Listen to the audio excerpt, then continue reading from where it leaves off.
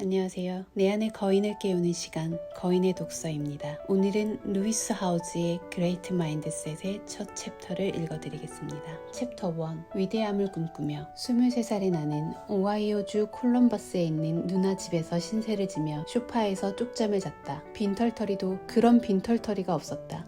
헛웃음이 나올 지경이었지만 웃을 수도 없었다. 그게 내 현실이었으니까. 위대함과는 한참 동떨어진 인생. 그런 상황으로 내몰리기 직전까지만 해도 나는 운동밖에 모르는 사람이었다. 10종 경기에서 올 아메리칸이 되었지만 가장 큰 열정을 느낀 스포츠는 풋볼이었다. 풋볼에서도 역시 올 아메리칸이 되었고 모든 디비전을 통틀어 단일 게임 최다 리시빙 야드 세계 기록까지 세웠다. NFL을 최종 목표로 삼았고 마침내 아레나 풋볼 리그에서 프로 선수로 뛰는 꿈을 이루었다. 하지만 경기 도중에 손목이 부러지고 말았다. 상태가 어느 정도였냐고? 수술이 필요하다고 했다. 골반뼈를 조금 떼어 손목에 이식하는 수술이었다. 6개월 동안 깁스 신세였고 회복까지 1년이 더 걸렸다. 깁스를 한 지 한 달밖에 되지 않은 2007년 9월 두 번 다시 경기장에 발을 들여놓지 못할 것만 같은 불안감이 엄습했다. 설상가상으로 그 전에 아버지가 지구 반대편의 뉴질랜드를 여행하다 사고를 당했다. 아버지는 심각한 뇌 외상을 입었고 몇 달 동안 코마 상태였다. 아버지의 의식은 돌아왔지만 회복까지 기나긴 여정이 될 것임은 자명한 사실이었다. 아버지가 미국으로 이송된 후 드디어 일주일에 한 번씩 아버지를 만나러 갈 수 있었다. 하지만 아버지는 사고 이전 인생에서 가장 소중했던 사람들을 거의 기억하지 못했다. 좀처럼 차도가 없었다. 밤마다 온갖 생각이 나를 두려움에 빠뜨렸다. 손목 부상이 회복되지 않으면 어떡하지? 다시는 풋볼을 할 수 없게 되면 어쩌지? 내 꿈이 이대로 영영 끝나버리면? 그러면 내 인생은 어떻게 되는 걸까? 아버지가 나를 영영 기억하지 못하면 어쩌지? 앞으로 새로운 길을 찾지 못하면 어떡하지? 나를 사랑하는 사람이 한 명도 없다면 어떡하지? 다시 노력했는데 실패하면 사람들이 뭐라고 할까? 아니, 남들의 시선은 둘째치고 나 자신의 기대에 못 미치면 난 어떻게 해야 하는 거야? 그 암담한 나날 동안 내가 할 수 있는 일이라곤 할 일 없이 TV 리모컨을 이리저리 돌려가며 광고나 재방송 프로그램을 보는 것뿐이었다. 위대함으로 나아갈 기회가 손에서 스르르 빠져나가는 정도가 아니라 전력 질주로 달아나는 게 느껴졌다. 멍했다. 아무 생각도 아무 느낌도 없었고 어떤 감정을 느껴야 하는지조차 알 수 없었다. 게다가 아직 대학도 졸업하지 않은 상태였다. 경제적인 상황은 물론이고 몸도 마음도 영혼마저도 너덜너덜해졌다. 앞으로 어떻게 해야 하나? 그저 막막했다. 철저하게 혼자 남겨진 것만 같았다. 하지만 한편으로는 내 인생 이야기가 여기서 끝날 리 없다는 생각이 끈덕지게 버티고 있었다. 앞으로 더 많은 이야기가 있을 거라고. 분명 내 안에 위대함이 있다는 확신이었다. 무엇을 아니 어디서부터 시작해야 할지 알 수 없었지만 마음 깊은 곳에서는 어떻게든 답을 찾을 것이라는 믿음이 있었다. 중요한 건 마인드셋. 살다 보면 갑자기 끔찍한 진실을 깨닫는 순간이 있다. 시간은 속절없이 흘러만 가는데 지금 나는 언젠가 마법 같은 기적이 찾아와 인생이 송두리째 바뀔 것이라는 희망을 꽉 움켜쥔 채 하루하루 버티고 있을 뿐이라는 사실. 꿈은 여전히 꿈으로만 남아있다. 꿈이기에 언젠가 이루어질 수도 있겠지만 그런 날은 도저히 오지 않을 것만 같다. 이 글을 쓰고 있는 지금 코로나19 바이러스가 수많은 사람을 무기력과 스트레스, 우울증에 빠뜨렸다. 하지만 꼭 세계를 뒤흔드는 팬데믹이 아니더라도 우리를 시련에 들게 하는 일은 언제든지 생긴다. 산다는 건 그런 것이니까. 최근에 당신은 전혀 예상치 못한 일을 당해 앞으로 어떻게 해야 할지 막막한 상태일지도 모른다. 직장을 잃었거나 이혼이나 이별을 겪었거나 사랑하는 가족을 하늘로 떠나보냈거나 나처럼 큰 수술을 받고 경력이 완전히 결단났거나 아니면 당신은 소파에 널브러져 있었지만 진즉 훌훌 털고 일어났을지도 모른다. 바쁘게 일을 추진하고 꿈을 쫓는 당당한 모습으로 살아간다. 본업 외에도 부업으로 추가 수입을 얻고 있거나 사업이나 커리어를 통해 열심히 꿈을 향해 달려가지만 속으로 부족하다고 느낄지도 모른다. 이만하면 꽤 성과를 내고 있지만 뭔가 부족한 것 같고 더 잘할 수 있다는 생각이 든다. 그럭저럭 좋지만 결코 위대하지는 않다고. 사람들이 괴로워하는 이유는 자신이 내는 성과가 정체성과 연결되어 있다고 느끼기 때문이다. 지금 당신도 괴로움에 빠져 있을지 모른다. 나도 전부 다 거쳐온 시간이다. 골프에는 가장 중요한 샷은 다음 샷이라는 유명한 말이 있다. 하지만 그런 마인드셋은 절대 이대로 충분하지 않다는 불만감에 빠지게 된다. 그럭저럭 좋지만 위대하지 않은 삶에서 벗어나기란 절대로 쉬운 일이 아니다. 우리는 남들이 보기에 돈도 많이 벌고 좋은 직업에 사랑하는 가족까지 있는 사람들이 채워지지 않는 공허함과 괴로움을 호소하는 모습을 많이 본다. 그들은 더 많이 원한다. 당신도 공감할 수 있는 이야기인가? 오해는 하지 말아주길 바란다. 그럭저럭 좋은 삶은 아무런 문제가 없다. 그런 삶과 자신의 삶을 기꺼이 바꾸려는 사람들이 세상에 널리고 널렸다. 하지만 중요한 질문은 따로 있다. 그럭저럭 좋은 삶이 정말 내가 원하는 삶인가? 그것이 정말로 미래의 내 이야기가 되기를 바라는가? 사실 이것은 고성과자들이 깊은 의도를 담아서 던지는 질문이다. 하지만 당신이 이미 그런 사람일지라도 이 대화에서 빠지면 안 된다. 당신은 지금 꿈을 쫓으면서 성과를 내고 있을지도 모른다. 비즈니스와 스포츠, 예술, 정치, 자선사업 등 그 어떤 분야에서 가장 높은 수준의 위대함을 추구하면서 의식적으로 마인드셋을 개발하려고 큰 노력을 쏟아붓지만 진정으로 목적지에 도착한 사람을 한 명도 알지 못한다. 당신은 더 큰 경제적 우위를 원하고 마음의 힘을 활용하는 방법을 찾고 있다. 이러지도 저러지도 못하는 상태에 갇혀 있거나 완전히 무너져 내렸거나 그저 하루하루 연명할 뿐인 사람도, 남들 눈에는 좋은 삶을 살고 있지만 마음 깊이 충족감을 느끼지 못하는 사람도, 혹은 돌파구를 찾아 다음 단계로 치고 올라가서 남들보다 우위를 차지하고 싶은 사람도 전부 여기에 잘 왔다. 그레이트 마인드셋은 사람마다 다른 의미 있는 미션을 찾아 마음의 힘을 봉인 해제하여 두려움과 의심을 이겨내고 오랫동안 붙잡히지 않았던 꿈과 목표를 마침내 이루도록 도와줄 것이다. 우리는 과거의 이야기를 새로 써서 그것을 추진력으로 삼아 밝은 미래로 나아갈 수 있다. 그런 일이 가능하다. 마음속에서 쉬지 않고 되풀이되는 과거에 발목을 붙잡힐 필요가 없다. 그런데 당신은 미래의 이야기를 어떤 식으로 쓰고 싶은가? 어떤 사람이 되고 싶은가? 어디로 가고 싶은가? 알고는 있는가? 그리고 어떻게 하면 두려움과 자기의심을 극복할 수 있는 용기를 찾고 내가 누구이며 어떤 사람이 되고 싶은지 확실하게 아는 상태로 꿈을 향해 달려가는 게임 플랜을 세울 수 있을까? 꿈이 무엇이든 꿈이 있었다는 사실을 잊어버리고 살았든 당신에게 이 간단한 질문을 던지고 싶다. 만약 꿈이 이대로 사라져버린다고 해도 나는 과연 행복해질 수 있을까? 충만한 삶을 살 수 있을까? 그렇지 않다면 앞으로 내 꿈을 어쩔 것인가? 완벽하지 않지만 거대한 행동. 다행히도 내 이야기는 누나네 집 소파에서 끝나지 않았다. 누나는 언제까지나 나를 받아줄 수 없다고 분명하게 선언했다. 사실 누나가 나에게 준 가장 큰 선물은 잠자코 지켜만 보다가 생활비를 보태지 않을 거라면 다른 있을 곳을 알아보라고 한 것이었다. 덕분에 자기 연민에 허우적대던 나는 한두 달 만에 소파에서 일어나 비틀거릴지언정 앞으로 나아갈 수 있었다. 내가 한 첫 번째 행동은 모교 고등학교 교장이자 존경하는 멘토였던 스튜어트 젠킨스 선생님에게 전화를 건 것이었다. 나는 아주 뻔한 질문을 했다. 저는 어떻게 해야 할까요? 선생님은 요즘 사람들은 링크드인이라는 새로운 디지털 플랫폼에서 일자리 정보를 얻는다라고 했다. 처음 들어보는 이야기였지만 스승님이 괜찮은 생각이라고 하니 한번 확인해 봐야겠다 싶었다. 그래서 모든 것을 쏟아부었다. 완전히 몰두하면서 배울 수 있는 모든 것을 배웠다. 그리고 크리스마스에 형이 선물을 주었다. 우리 가족은 제비뽑기로 누가 누구에게 선물할지 정하는 전통이 있는데 그 해에는 형이 나를 뽑았다. 형이 준 선물은 책이었다. 포장도 하지 않고 비닐봉지에 넣어서 주었다. 그 책은 티모시 페리스의 나는 4시간만 일한다였다. 아침 9시부터 8시간 동안 일하는 삶에서 벗어나 살고 싶은 곳에서 살고 일하고 싶을 때 일하면서 돈도 많이 벌 수 있다는 메시지가 관심을 확 잡아당겼다. 크리스마스 연휴 동안 책을 파고들었다.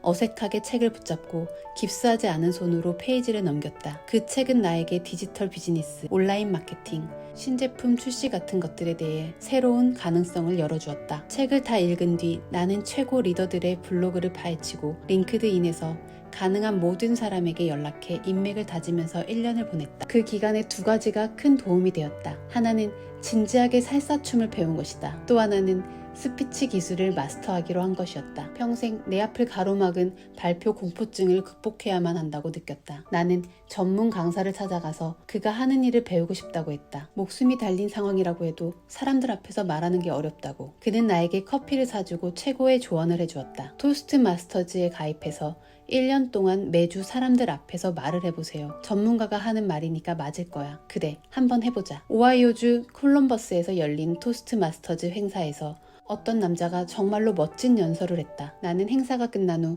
서둘러 행사장 안쪽으로 향했다. 마련된 음식을 바쁘게 입안에 쑤셔넣고 냅킨으로 포장까지 하고 있는데 남자의 목소리가 들렸다. 뭐 하세요? 나는 그 자리에 얼어붙은 채 고개를 돌려 질문한 사람을 쳐다보았다. 방금 놀라운 연설을 한 그 사람이었다. 나는 음료를 마시고 음식을 삼켰다. 한 손으로 주머니란 주머니에 공짜 음식을 쑤셔 넣는 것이 세상에서 가장 자연스러운 일인 척했다. 그게 제가 돈이 별로 없어서 나중에 먹게 좀 싸가려고요. 할 수만 있다면 음식이 놓인 테이블 아래로 기어들어 가고 싶었지만 190cm가 넘는 몸을 그가 눈치채지 못하게 구겨 넣기란 힘들어 보였다. 주머니에 챙긴 음식도 망가질 테고. 내가 점심 살게요. 그는 이렇게 말하고 문 쪽으로 몸을 돌렸다. 마치 연설이 끝날 때마다 주머니에 음식을 몰래 챙기는 배고픈 사람들을 만나는 게 일상이라도 되는 듯 너무도 자연스러웠다. 그의 이름은 프랭크 어긴이었고 발표에 관해 조언을 해주기 시작했다. 그는 비즈니스 네트워킹 회사를 운영하고 있었다. 그와 가까워진 후 나는 링크드인에 대해 공부했다고 말하면서 그의 프로필을 업그레이드 해주었다. 그는 $100짜리 수표를 주었고 프로필 업그레이드가 그의 사업에 큰 변화를 가져다 줄 것이라고 말했다. 나는 깜짝 놀랐다. 이런 걸 해주고 돈을 받을 수 있다는 말인가? 나는 그의 격려 속에서 더 많은 사람들을 도와주었고 돈도 받았다. 진짜로 돈을 벌었다. 프랭크는 내가 거기에서 멈추도록 놔두지 않았다. 이내 새로운 도전 과제를 던졌다. 링크드인에 관한 책을 쓰는 게 좋겠어. 뭐라고? 나는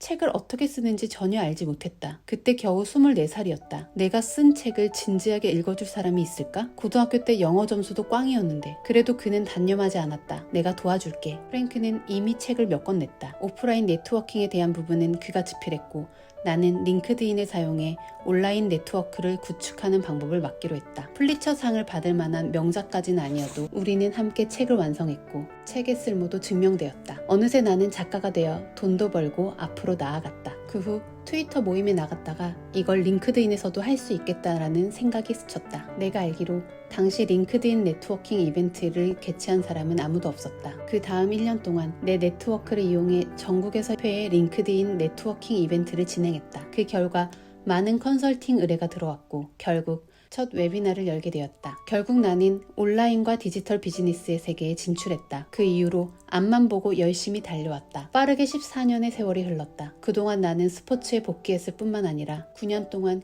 미국 남자 핸드볼 올림픽 대표팀에서 뛰었다. 비즈니스에서는 수백만 달러의 매출을 올리고 계속 성장 중인 사업체를 만들었다. 내가 진행하는 팟캐스트 위대한 학교는 전 세계 수백만 개의 팟캐스트 중에서 꾸준히 상위권을 유지하고 있다. 큰 성공을 거둔 사람들이 게스트로 출연하고 지금까지 1200개가 넘는 에피소드가 모였고 5억 회 이상의 다운로드를 기록 중이다. 나는 자기개발 분야 1위 유튜브 채널을 가지고 있고 뉴욕타임즈 베스트셀러를 포함해 책도 여러 권 썼다. 엘렌, 투데이, 굿모닝 아메리카 같은 TV 프로그램에도 출연했고 소셜미디어에서 800만 명이 넘는 팔로워를 모을 수 있었다. 이 모든 일 덕분에 지난 10년 동안 여러 비영리 단체의 자문위원회에서 활약하고 관심 있는 대의를 위해 봉사하면서 세계에 영향력을 미칠 수 있었다. 개인 네트워크를 활용하여 수백만 달러의 기부금을 모아 아동 교육에 힘쓰는 약속의 연필, 개발도상국가의 깨끗한 식수 공급에 앞장서는 자선, 물, 어린아이들을 성노예에서 해방하는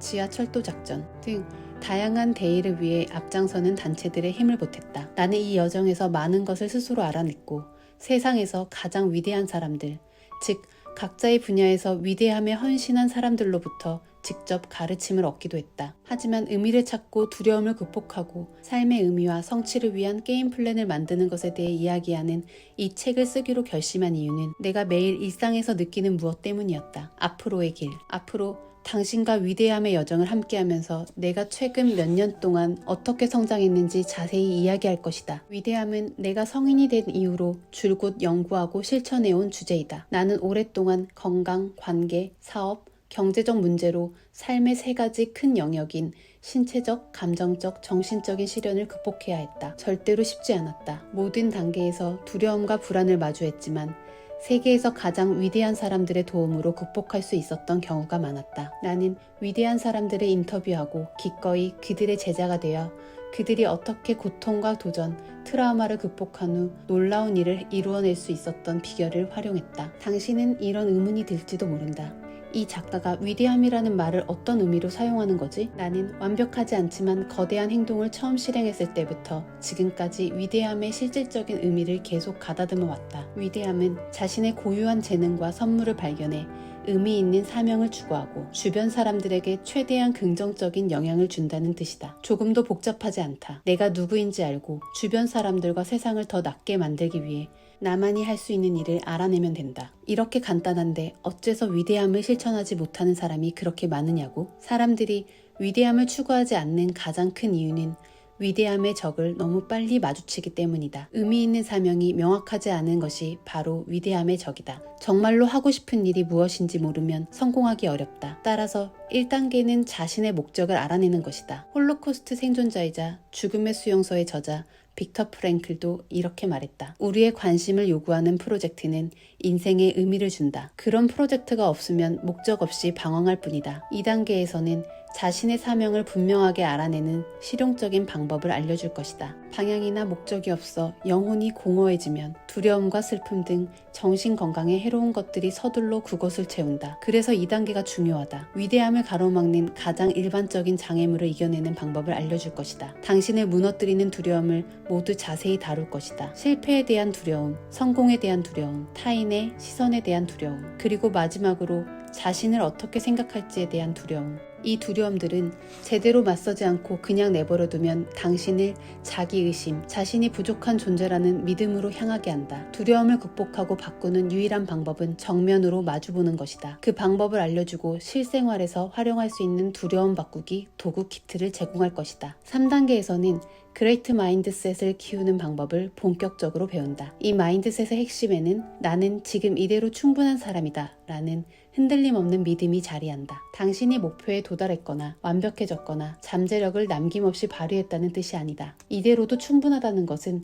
당신이 현재 진행 중이라는 뜻이다. 계속 앞으로 나아가고 노력하고 실패하고 배우고 성장하고 있는 것이다. 다른 사람들도 도와주면서. 그레이트 마인드셋은 과거의 고통과 트라우마를 치유하는 여정을 시작하면 처음 그 모습을 드러낸다. 치유를 시작하지 않으면 이유도 방법도 모른 채 과거의 고통에 휘둘릴 때가 많은 자신을 발견한다. 과거가 현재의 행동에 영향을 미치는 원리를 심리학과 뇌과학의 측면에서 탐구하고 내면의 비판자보다 내면의 코치에 귀 기울이는 쪽을 선택하는 방법도 알아보자. 과거를 치유하는 여정을 시작해야만 그레이트 마인드셋의 4가지 핵심 요소를 제대로 평가할 수 있다. 나는 이 4가지 요소를 움직이는 마인드셋이라고 부른다. 1. 정체성. 사람은 누구나 자신의 인생이라는 모험의 영웅이지만 영웅은 도전을 마주하고 극복해야만 탄생한다. 2. 생각. 당신의 생각이 당신의 현실을 만든다. 특히 머릿속의 이야기가 그렇다. 앞으로 최신 뇌과학의 도움을 받아 머릿속에서 일어나는 일을 자세히 이해해 볼 것이다. 3. 감정. 감정은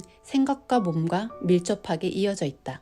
역시나 최신 뇌과학과 심리학이 중요한 통찰을 제공한다. 폴 콘티는 훌륭한 책 트라우마는 어떻게 삶을 파고드는가에서 트라우마는 우리의 감정을 변화시키고 변화된 감정은 우리의 결정을 좌우하므로 반드시 시간을 투자해서 과거의 고통을 치유해야 한다고 말한다. 4. 행동. 마인드셋은 행동을 통해 물리적으로 표현된다. 행동을 통해 내면의 사고방식에 생명을 불어넣는다. 그레이트 마인드셋을 고취하는 습관과 루틴의 역할을 살펴볼 것이다. 마지막으로 4단계에서는 위대함을 위한 게임 플랜이 필요하다. 다음의 7가지 행동은 나 자신의 경험과 내가 운 좋게 만난 수많은 전문가의 지식에서 탄생한 확실한 계획을 제공할 것이다. 1. 용기 있는 질문을 하라. 스스로 용기 있는 질문을 던지는 순간 불가능한 것이 가능해지기 시작한다. 2. 자신에게 허락하라. 일단 문이 열리면 매일 일어나 그 문으로 들어갈 수 있도록 자신에게 허락해야 한다. 3. 도전을 받아들여라. 두려움이 사라질 때까지 두려움에 뛰어들어야만 두려움을 없앨 수 있다. 30일, 60일, 90일의 도전으로 가능하게 하는 방법을 알려주겠다. 4. 위대함의 목표를 정의하라. 힘을 실어주되 압도하지는 않는 목표 설정과 성취를 위한 나만의 확실한 프로세스를 공유할 것이다. 5. 도움을 받아라. 혼자서는 목적지로 갈 수 없다. 길을 잃지 않으려면 습관과 루틴 같은 내적인 도움뿐만 아니라 동료, 코치 등의 외적인 지원도 필요하다. 6. 일을 끝내라. 이제 행동할 시간이다. 목표를 이루기 위한 행동을 무슨 일이 있어도 실천하고 이를 완수하는 팁을 제공하겠다. 7. 축하하라. 결과가 어떻든 지금 이대로 충분하다는 사실을 받아들이고 휴식을 취하고 진정한 내가 되어야 한다. 그래도 위대함에 도전하겠는가? 앞으로 지난 10년 동안 스승이 되어준 많은 전문가에게서 배운 것과 나 자신의 통찰을 당신과 나눌 것이다. 나는 모든 답을 가지고 있지 않다. 세상에 그런 사람은 없다. 하지만 함께라면 더 많은 것, 더 큰 것, 바라건대 위대함도 이룰 수 있다. 내가 다 이루었다는 말은 아니다. 전혀 그렇지 않다. 여정은 절대로 끝나지 않는다. 하지만 나는 이대로 충분하다. 나는 나 자신을 사랑하고 받아들이는 법을 배웠고 매일 배우고 성장하고 있다. 나는 의미 있는 사명을 실천하고 깊은 성취감과 의미를 느끼게 해주는 길을 찾았다. 위대함을 추구하는 과정에서 몇 번이나 휘청거리고 넘어지기도 할 것이다. 당신은 그 위험을 감수할 마음이 있는가? 오래전에 당신은 그랬다. 태어나 처음 걷는 법을 배울 때 말이다. 그때